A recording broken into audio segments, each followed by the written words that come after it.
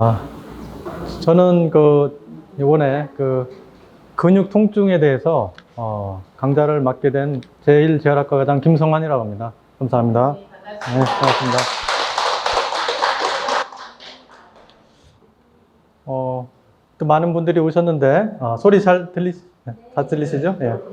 더 크게요? 여기 좀 헷갈려서 마이크가 너무 많아서 제가. 예. 좀 출출하실 하실 텐데요. 어쨌든 지금 됐으니까 제가 한 30분인데 꼭 여러분이 꼭 엑기스만 딱 해서 여러분께서 꼭 얻어가실 수 있는 그러한 시간이 되도록 노력하겠습니다. 자, 여러분 한번 오른손 한번 딱 들어보실까요? 자, 오른손 들어서 자, 왼쪽 여기 목덜리 한번 두드려 보세요. 자, 반대로 자, 왼손 한번 들어보시고 반대쪽 어깨 한번 두드려 보세요. 여기 지금 두드렸는데 아프시다. 한번 손 들어보세요. 잘 오셨습니다. 꼭 나는 안 아프다. 안 아프신 분도 계신데 아주 관리를 잘 하시는 겁니다. 사실은. 예. 그래서 제가 의사 생활을 한 30년 했습니다. 많이 하는 것 같은데 어쨌든 하면서 통증에 대해서 사실 많은 환자를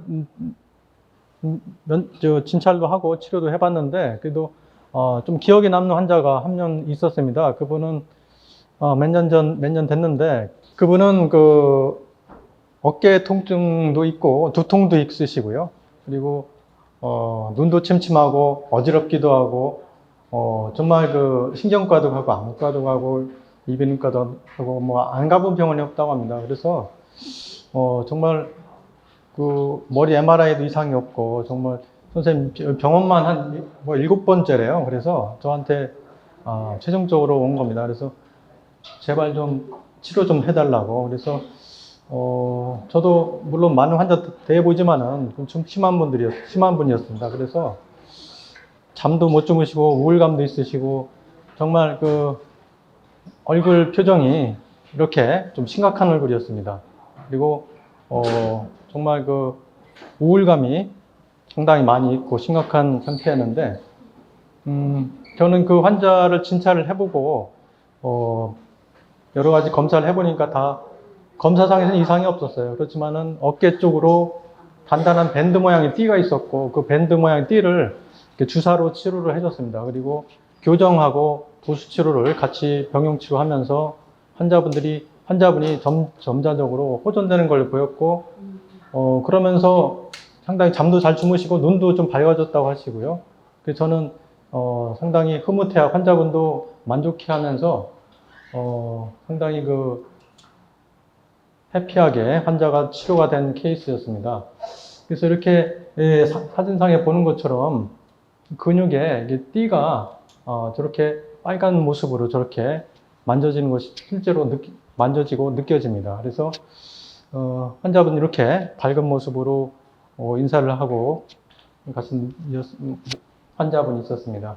그래서 사실은 통증 치료를 하지만은 모든 면에서 우리가 항상 행복하고 건강한 게 최고 아닙니까? 그죠?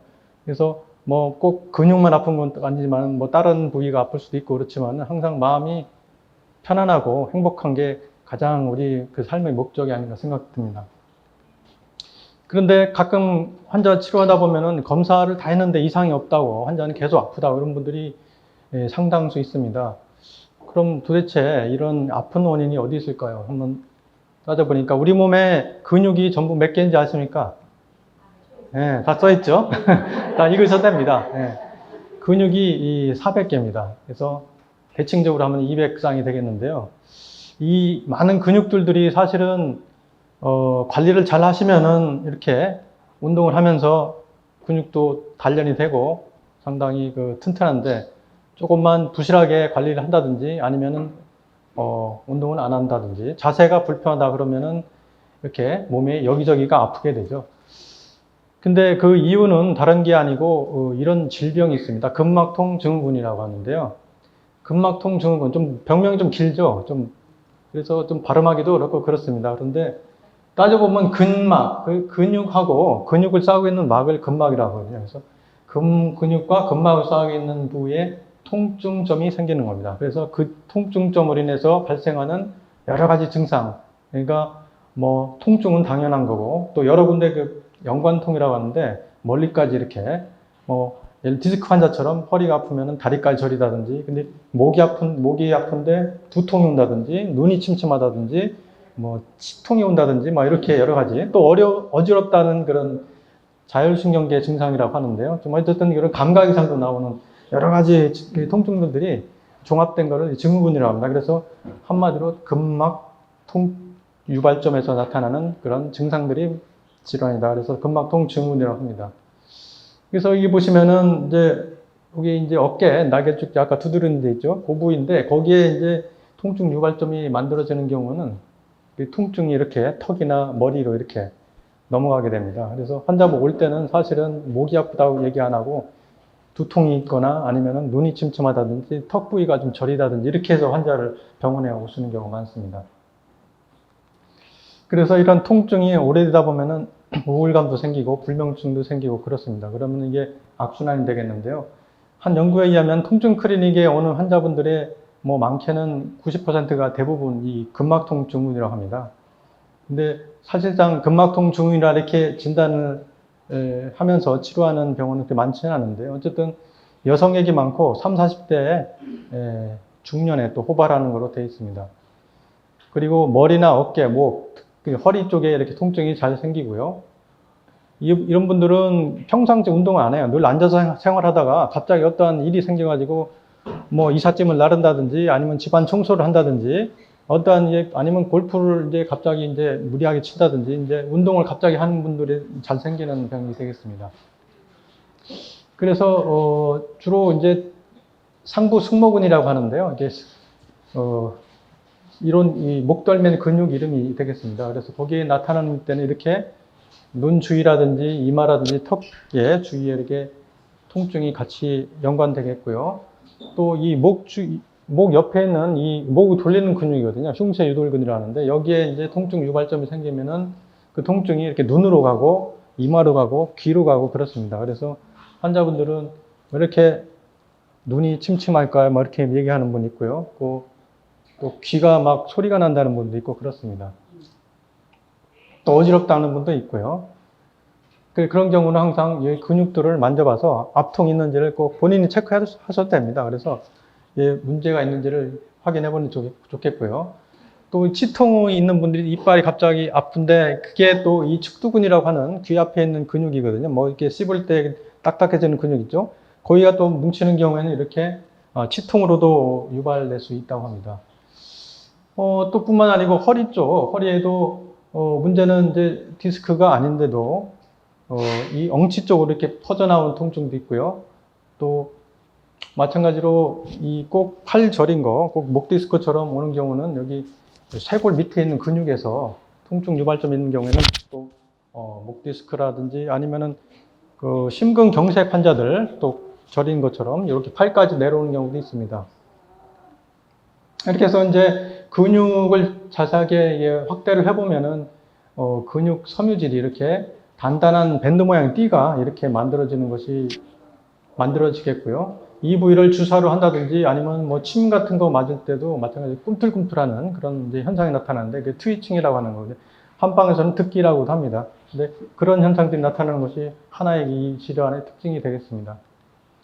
그래서 진단은 결국 검사상에서 안 나오기 때문에 진찰을 해봅니다. 그래서 만져서 이렇게 손으로 눌러봤을 때 압통이 있다든지 아니면 단단한 밴드 모양 띠가 만져진다든지 거기 눌렀을 때 통증이 퍼진다든지 눈이라든지 다른 부위로 또 그러면서 근육도 약해지고 또 그걸로 인해서 관절도 굳어지면서 오직견도 나타날 수 있고 여러 가지 그런 현상들이 보이겠습니다.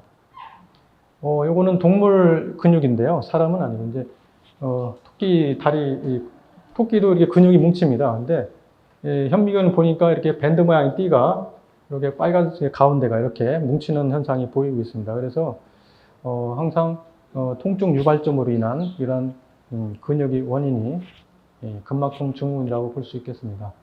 그런데 모든 질환이 다 이걸로 설명을 낼 수는 없습니다. 사실은. 그래서 감별 진단이 매우 중요합니다.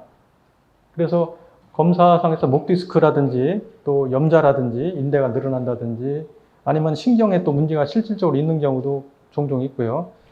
또 관절, 류마티스 관절이라든지 아니면 관절염일 때도 꼭 확인을 해봐야 되는데요. 그래서 엑스레이라든지 초음파, 뭐 혈액 검사, 또 심하면 전기 근전도 검사라고 있습니다. 신경 근전도 검사도 해야 되고요. 뭐 MRI도 하면 확실하게 그 다른 질환, 디스크가 없는지, 다른 뼈 문제가 없는지 확인할 수 있겠습니다. 그리고 여기에 대한 치료로서는 아까 말씀드린 것처럼 주사를 가지고 근육을 풀어주는 치료가 있고요. 또 주위에 약해진 인대를 강화시키는 그 인대 증식 주사라고 있습니다. 또 DNA 주사도 있고요. 또 아까 말씀드린 도수나 교정 치료, 그리고 물리치료로서 스트레칭, 충격파 치료, 또 약물 치료 등등 있겠습니다. 보통은 이제 발병 6개월 이내에는 이렇게 여러 가지 치료하면 효과가 상당히 좋습니다. 그런데 이게 뭐 1년, 몇 년 오래되신 분들은 시간이 조금 걸리긴 하는데 그래도 꾸준히 상당히 되는 것으로 되어 있습니다. 그런데 이 질환이 사실은 재발이 좀 잘 됩니다. 그래서 재발되지 않도록 잘 관리하는 방법을 몇 가지 말씀드리도록 하겠습니다. 우선은 통증을 이게 악화되는 원인이 있는데 자세가 사실 중요합니다. 자세. 그래서 앉아있는 자세라든지 요새 또 핸드폰 많이 하시지 않습니까? 핸드폰 하는 자세라든지 그런 경우에 문제가 될 수 있는데 특히 이렇게 구부정하게 목이라든지 이 어깨라든지 이런 데 다 뭉치게 되고요. 그렇게 되면은 이게 또 운동을 좀 아프니까 안 하게 되고 또 비만으로 또 이어지게 됐습니다. 그러면서 또 자세도 불균형해지고 그러면서 이게 자꾸 악순환이 이렇게 되겠는데요. 이 고리를 끊어주는 게 굉장히 중요합니다. 그래서 항상 허리가 반듯하게 이렇게 피는 것이 가장 중요하고요. 그러니까 이렇게 이제 머리가 구부러지면 제일 안 좋고요.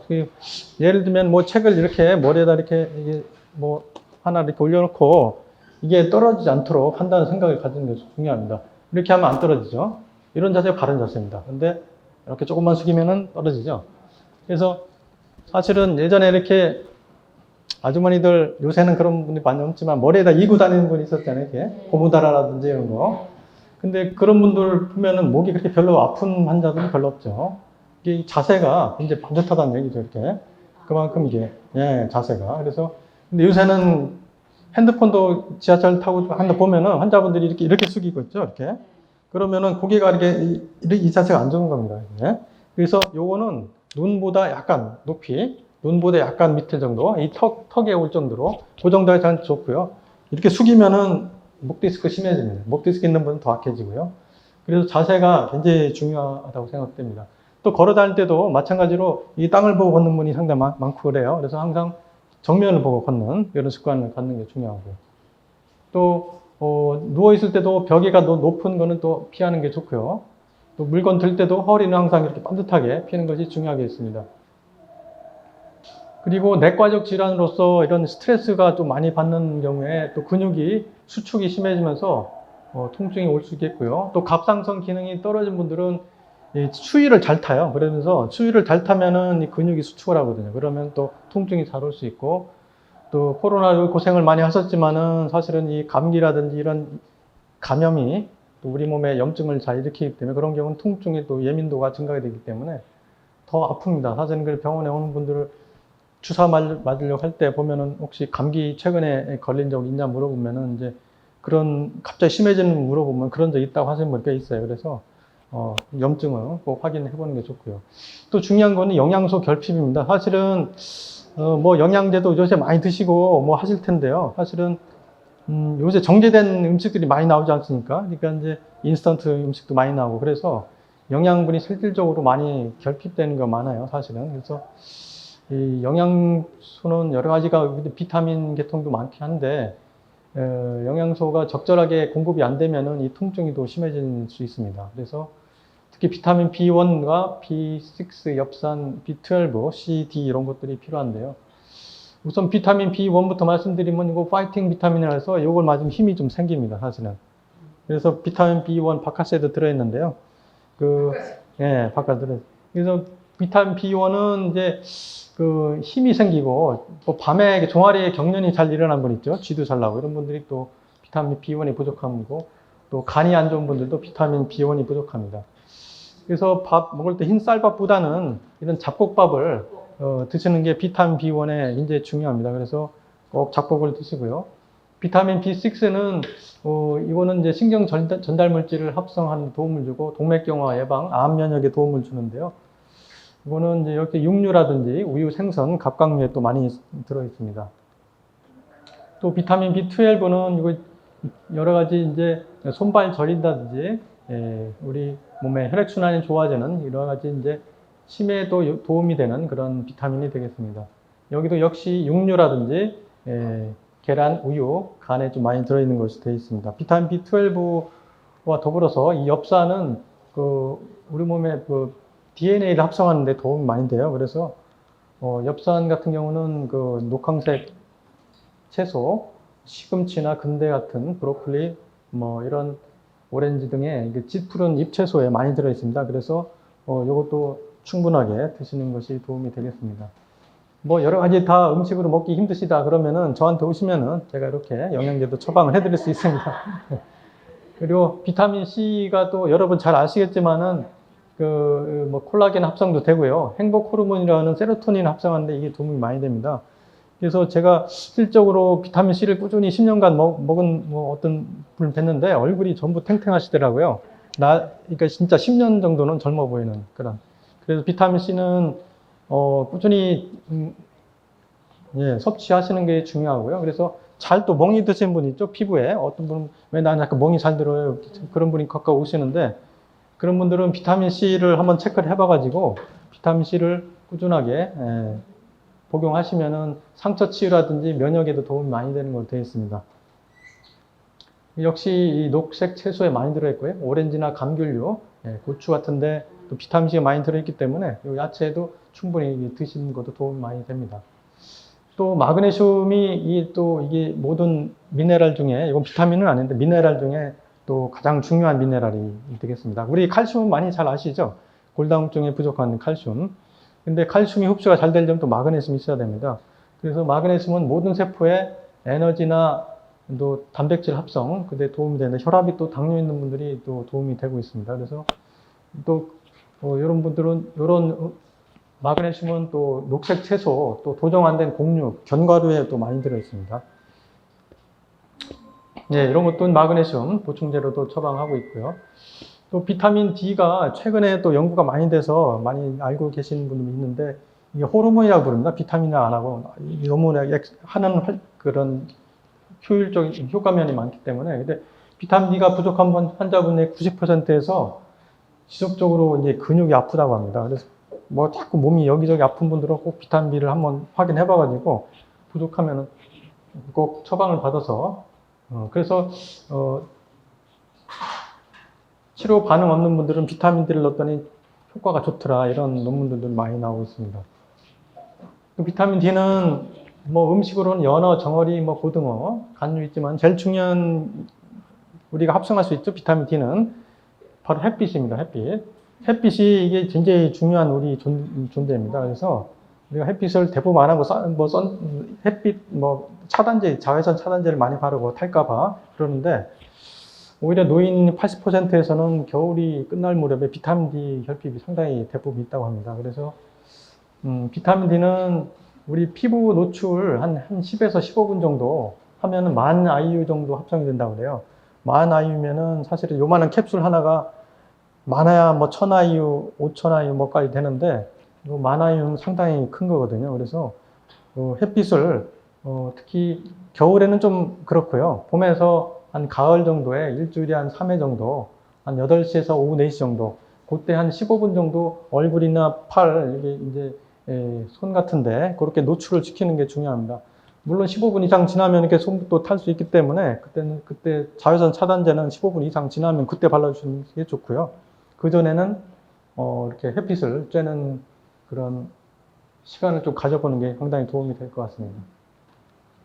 왜냐하면 비타민 D하고 이제 근막 통증의 논문을 보니까 특히 암하고 연관이 많고요. 결장에 또 용종들이 요새 많이 내시경 발견되지 않습니까? 용종하고 연관이 있고 힘줄 파열하고도 연관이 있다고 그래요. 그래서 이런 것들이 비타민 D가 부족하면 염증이 잘 생기고 그만큼 산화 스트레스가 올라가기 때문에 이 근육이 파열이 잘 되고 근육이 약해지고 통증이 자꾸 생긴다고 합니다.